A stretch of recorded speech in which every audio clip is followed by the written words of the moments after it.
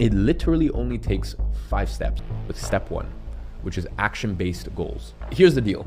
You have to stop setting result-oriented goals because these types of goals, more often than not, hurt more than they help our plan. Step number 2 is simply figure out how you're gonna make money. Ask yourself, how the fuck am I gonna make money? And that's actually the most important question you need to answer in order to set your financial goals. And to be honest, if you're watching this video, you probably don't have a concrete answer to this question. So instead of me trying to answer this for you and tell you that the best way to make money is X or Y or Z or this or that, instead, let's figure out this answer for your specific situation. Step 3 is pick your skill.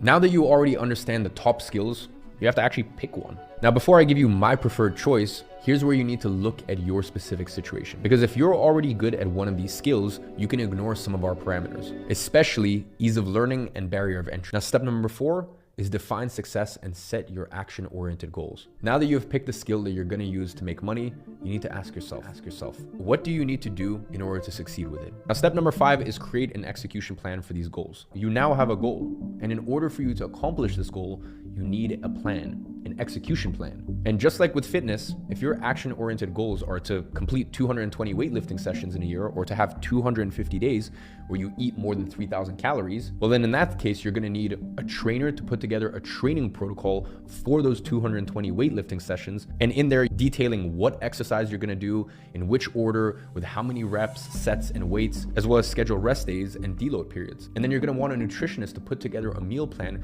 for you to eat those 3,000 calories, so that way you know exactly what to eat, when, and in what quantities. Meaning you need a plan to accomplish your goals. And honestly, this is where 90% of people fail because they just wing it with their plan. They try to come up with a plan themselves watching a few YouTube videos on how to count calories, and then they build a meal plan and training protocol on their own. So that way they end up with a shitty plan that's basically setting themselves up for failure.